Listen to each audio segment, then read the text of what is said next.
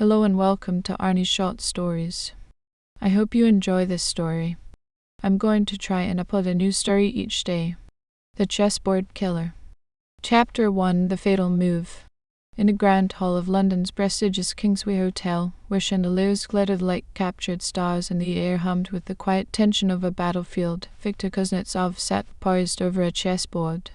The reigning world chess champion, a man of 50 with a hawkish nose and eyes that pierced through any defense, faced Alexei Romanov, a younger grandmaster whose reputation for daring gambits had electrified the tournament. Spectators lined the rows, their whispers a soft undercurrent to the clicking of the chess clock. The game was a labyrinth of strategy. Hours had passed, each move a calculated step deeper into the maze. Now it was Kuznetsov's turn. His fingers, steady as a surgeon's, hovered briefly before grasping a pawn. He slid it forward 2 squares, a bolt thrust into Romanov's territory. A ripple of murmur spread through the crowd. Kuznetsov leaned back, satisfied, and reached for his tea, a ritual sip to steady his nerves. Then it happened. His hand shook. The cup clattered to the floor, porcelain shards scattering like fallen pieces. Kuznetsov gasped, clutching his throat, his face twisting in agony. He lurched forward, collapsing onto the board. Pawns, knights, and rooks flew in all directions. The hall erupted in chaos, cries of shock, the rush of footsteps.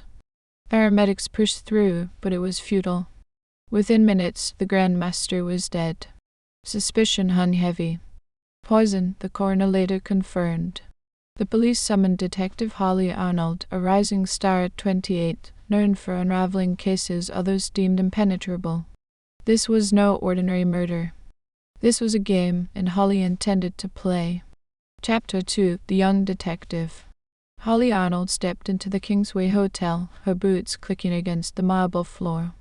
She was an anomaly among detectives, youthful, with sharp green eyes and a mind honed not by police academy drills but by logic puzzles and chess matches with her grandfather, a master who'd once checkmated legends. She'd traded pawns for clues, boards for crime scenes, and now here she was. The grand hall, sealed as a crime scene, buzzed with forensic techs. Holly approached the stage. The chessboard lay in disarray, pieces strewn like casualties of war. She crouched, picking up the pawn Kuznetsov had last moved. Nothing odd about it, just polished wood. Her gaze shifted to the shattered teacup nearby, its contents already bagged for analysis. Mr. Harrington, the tournament director, fidgeted as she approached. He moved the pawn, sipped his tea, and then, "Gone," he stammered. "It was awful?" Holly asked. "Peter, one of our staff. He always handles refreshments," Holly nodded. Next, she found Alexei Romanov slumped in a chair, his face ashen. "Detective Arnold," she said. "What did you see?" "Nothing. We were deep in a game. He moved, drank, fell. I thought it was his heart. Anything unusual before that? No. Just chess." Holly thanked him. A grandmaster poisoned mid-match. Pawn in the prompt, was it the piece or a person? She'd find out. Chapter 3: The Poison Tea. The lab report landed on Holly's desk the next morning. The tea contained a synthetic toxin, fast-acting, rare, undetectable without specific tests. Murder plain and simple. She headed back to the hotel, tracking down Peter in the kitchen. He was young, maybe 20, with nervous hands twisting his apron. "I didn't do anything." "Then tell me about the tea," Holly said. "I made it like always, boiled water, steeped the leaves. It took it to him, but this time it killed him." "Did anyone touch it?" "No, Peter faltered. "Look, I didn't mean to hurt anyone." "Peter, this is murder. Talk."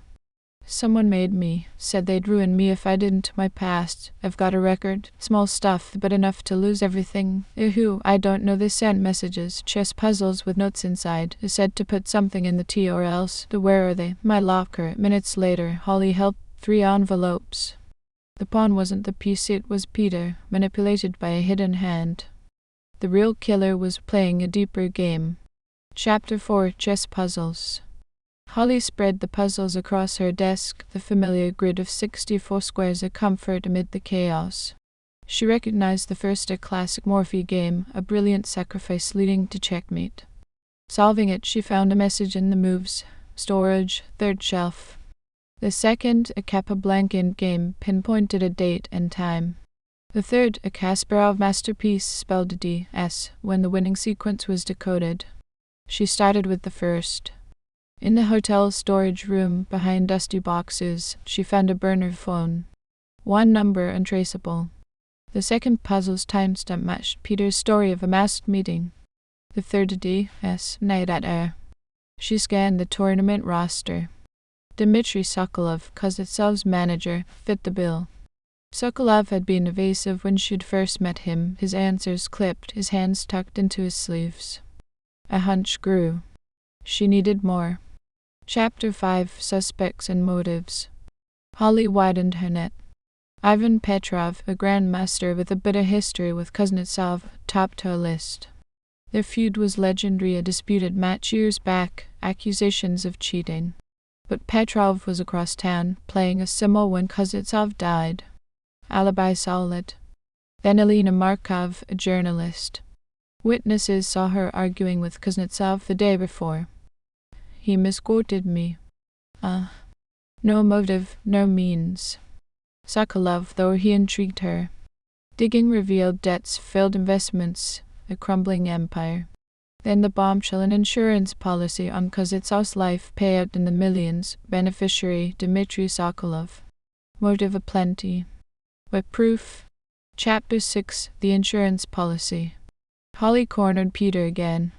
The blackmailer, any details? A tattoo, a knight, on the wrist, saw at once when their sleeves slipped. She recalled Sokolov's habit of tugging his cuffs. A quiet inquiry confirmed it, a knight inked on his left wrist. And his past? A decent player, never elite, but skilled enough to craft those puzzles. The pieces aligned. Sokolov, desperate for cash, had turned Peter into his pawn, orchestrating Kuznetsov's death for profit. Holly gathered her evidence, the puzzles, the phone, Peter's testimony, and prepared her endgame. Chapter 7, Checkmate. Sokolov faced her in the interrogation room, his calm a thin veneer. You blackmailed Peter, Holly said. Poisoned Victor for the insurance, ridiculous. He was my golden goose, then why the policy? No family. They're just you cashing in. A precaution. The standard and the puzzles. Your tattoo matches Peter's description. Coincidence. Your fingerprints are on the envelopes. The burner phone links to Peter's messages. You're done. I had no choice. The debts were choking me. You sacrificed your pawn, Holly said. But I saw your next move, he smirked. Well played. Detective, minutes later he bolted. Holly had anticipated it. Officers waited outside. Checkmate. Epilogue. Holly sat at her desk, a chessboard before her. She replayed Kuznetsov's final game, the pawn move, a quiet echo of the case. Detective James poked his head in. The game to celebrate, bring it. As they played, she mused on chess and crime, both battles of foresight, strategy, heart. She had honored her grandfather's legacy, turning a killer's gambit into her victory. The board reset, and Holly moved her pawn. The next game was hers to win. Thank you for listening. I hope you enjoyed this story. Please don't forget to like, and even better, like and subscribe. Thank you very much, and I hope you have had or have a great day.